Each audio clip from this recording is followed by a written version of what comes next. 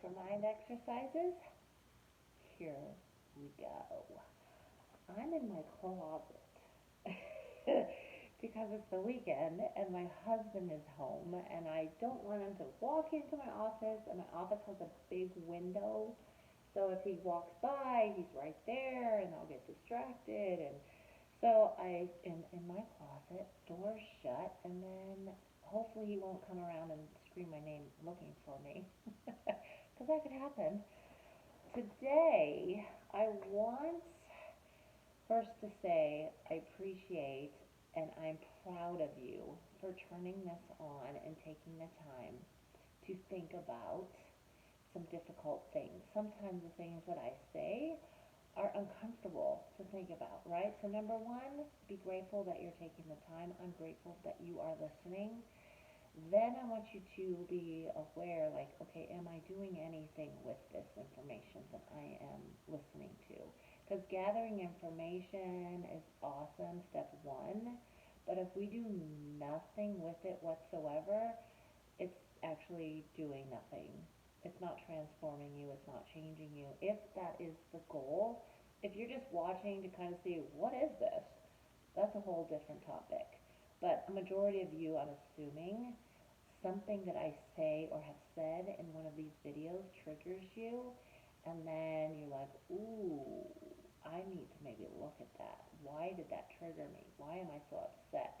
Why am I thinking, oh, she does that and he does that, my husband does that, and why aren't I looking at me, myself? We only have control to change ourselves. And if we take no action, we are not changing and we are not transforming. Okay, so that's my lay down foundation first.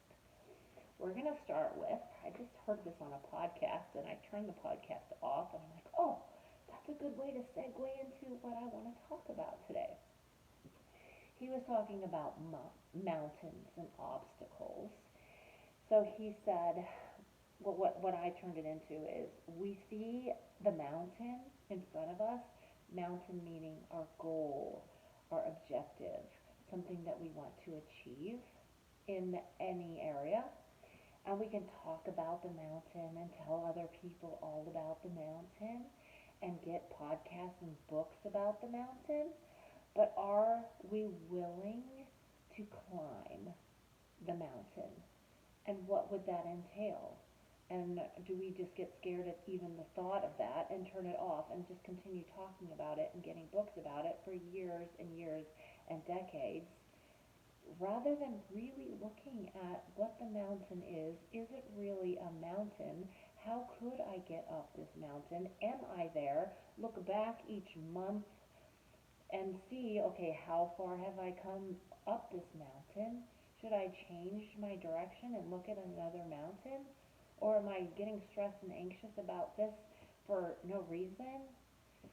So that's what I want to start with. We see mountains and we talk about mountains, but are you, think about a mountain right now that you have in your mindset to achieve a goal, big or small. Get it right now. Get it. Get it. Got it? Are you willing to climb that mountain?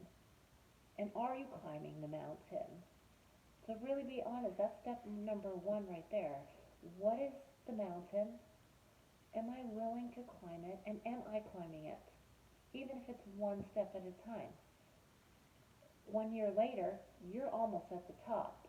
If you have the mountain and you're not doing anything, but you still look at the mountain and you talk about this mountain, and 5 years later you're still talking about the mountain, you're at the bottom of the mountain. Which doesn't mean, okay, I need to change mountains. It means, okay, what can I do to get up this mountain? Is it really important to me? Why is it important to me? Write it down. Why do I want to achieve this? And look at your mindset around it all also. Because if your belief is you can never get up this mountain, you can't, you won't. So that's what you need to work on. That is that you're telling yourself you can't. So start creating evidence to the fact that yes, you can. How can I? How can I take just one step? Do I need to hire a mountain climber and get a, what are those little thingies called? I want to say Buccaneer, but that's not it. Whatever, those clippy things, and then get up the mountain a little bit and have somebody come alongside me and then maybe someone else and help me get up? Does that mean hiring a coach? Does that mean getting an accountability partner? Does that mean just switching your mindset when you feel negative or saying can't, I can't do it? Catch it. Write it down. Say, yes, I can. How can I how can I take a step today? And prove it to yourself with evidence that you are acting on, and then you will have the belief that I can get up this mountain, and I am going up the mountain. Okay, whether it be fitness, workouts, strength gains, weight loss, I know that's a big one with people, eating more whole foods, minimizing or getting rid of 100% completely processed foods, not eating out as much, maybe eat out once a week, or what, everybody is different. Relationship goals. Your marriage sucks. A month later, it really sucks. A year later, it really sucks. Maybe that's your mountain. What are you doing? What are you working on in your life to make it better? Stop blaming other people about what you're putting in your mouth, why you can't exercise, why your marriage sucks. What are you doing about it? Take responsibility. The mountain is going to stay there. You can get up it. You just need to make a plan and take action on it. Okay, so I know that was a lot, and it might have triggered something, spurred something. Great. What are you going to do with that now? Next part is the struggle, the mountain, the mindset, the negativity, fill in the blank, is only in front of you when you decide to stand behind it. So if you have an obstacle, say, I can't exercise today, I can't do this, it's only in front of you, this thing that you're saying you can't do, because you're deciding to stand behind it and to make it an obstacle. That's your choice. Another choice is, how can I get around this? Case in point, though it's not a huge one, it's a little one. I see that it's a little one, okay? I'll think of a bigger one, I promise. But my husband's home. I want to get this video. I said I was going to do 8 a week, and it's Saturday. I want to do this mindset one. What am I going to do? I'm like getting stressed up. I'm making it an obstacle, okay? And I can stand behind it and go, nobody's going to know. Nobody's going to call me out on it.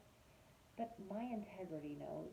I set with my accountability partners how many videos I'm going to do. I know it's Saturday. I want these to come out on Saturday.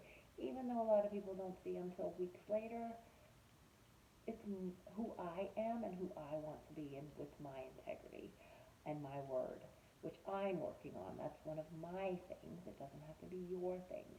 So instead of having that struggle or obstacle in my way with that point for me today, I said, I'm going to write down this quote because I loved it from that podcast. I'm going to scroll through my notes because I have so many ideas on there, get two more, put them on this sheet of paper, and I'm going to go in my closet, shut the door, and push play.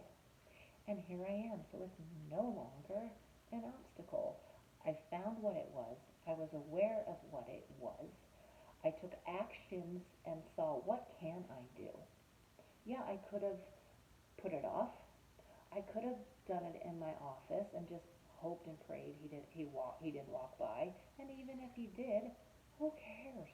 He has before. And then I just like wave and come back. It's fine. Sometimes we make a bigger deal out of something just for the drama of it or the habit of it, and it's unnecessary, and it just stresses us out and gives us an excuse to do nothing. So we're not going to do that anymore, or at least bring awareness to, am I doing that? Where have I done that today or yesterday? Or if it comes up later, okay, there's an obstacle or a mountain in my way. I'm choosing it because I could go over it. I could have someone help me. I could dig a hole through it. I could walk around it. I could could turn around and go the other way, and then when I come to that mountain, I could go up that one. There's many, many, many options. And that's another thing that we need to look at and be aware of. There's many options. So asking someone, you can ask someone else for what they think you could do. You could compare yourself to someone else, which is not the thing to do. Or you could say, okay, I know it's possible. I could do something. What can I do? And even if you write a list of 10 things and don't do 9 of them, that's fine. At least you're opening your mind and your awareness to the fact that you can do something. And action is how we get there, and action is how we learn. We might not know how. We might not know how to lose lose weight or what do I eat?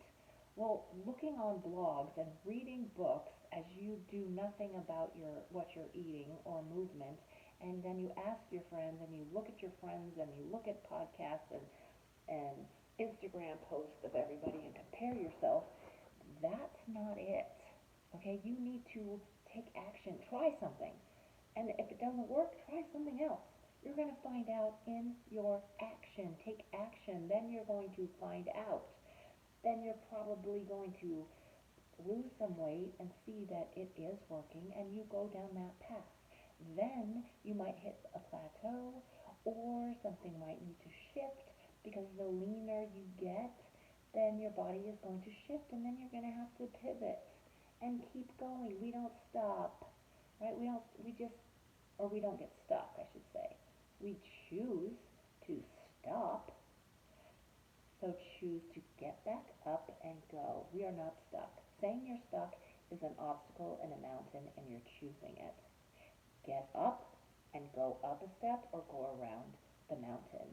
Stop choosing to stand behind the mountain and then blame other things when you are in control and you need to take responsibility for taking action and going around your obstacles because welcome to the human experience, right? We all have obstacles.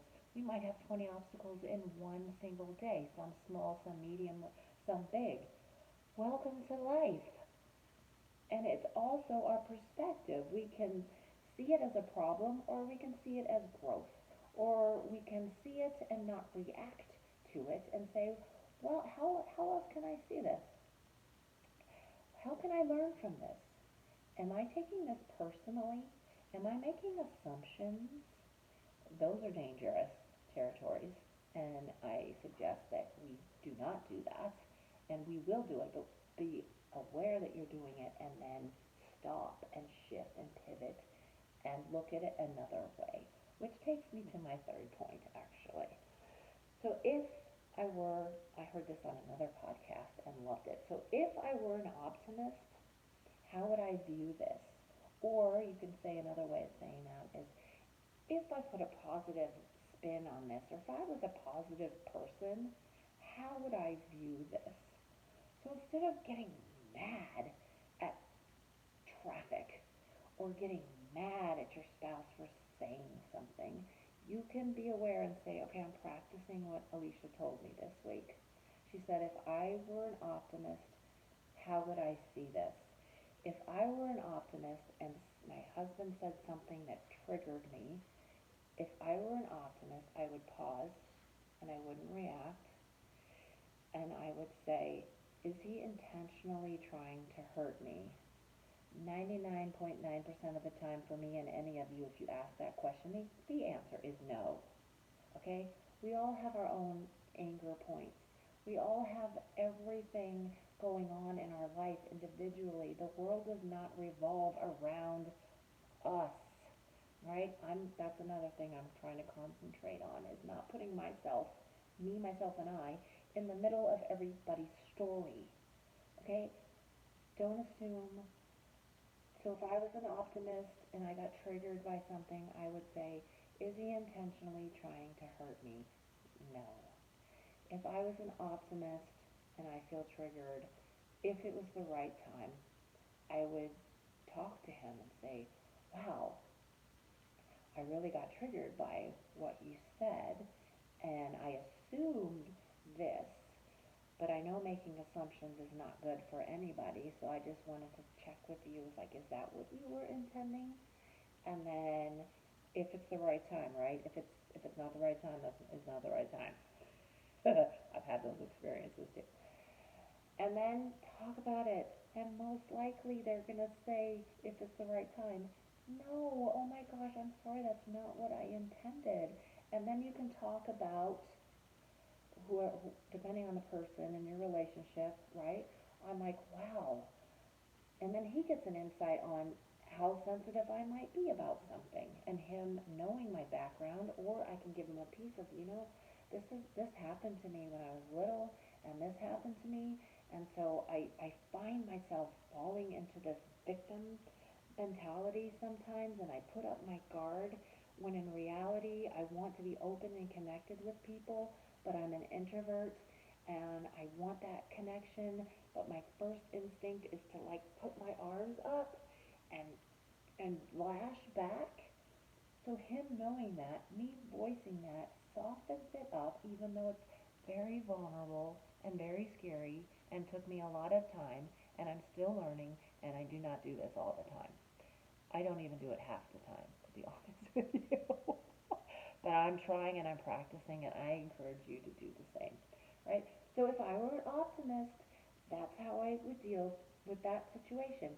If I were an optimist and someone cut me off in traffic, I would say, do they intend to do that and hurt me? No. If I were an optimist, I would see it as they cut me off. Have I cut someone off ever in my 50 years? Actually, I've only been driving since I was 17. So, whatever, 40 plus years of driving? Yes, I have. I probably did 10 times this week. So, why am I making a humongous deal about this?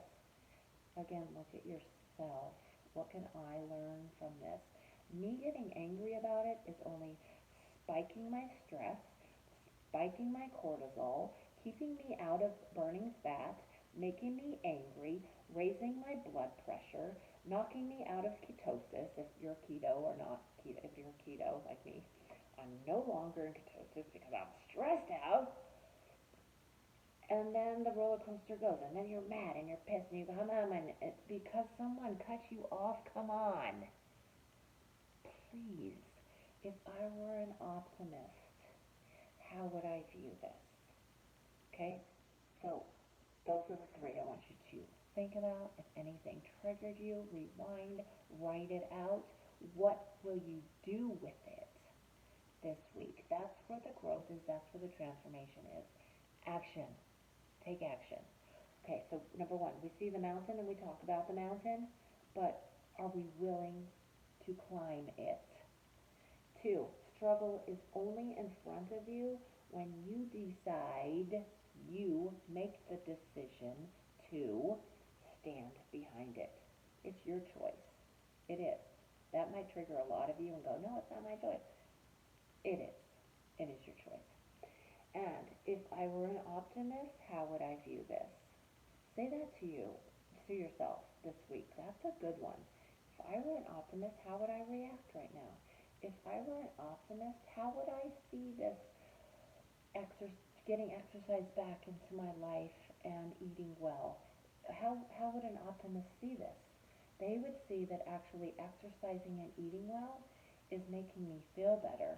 I'm telling myself it's hard and it sucks, but it's actually a lie, because not exercising and not eating well is way harder and sucks more, because I feel like crap.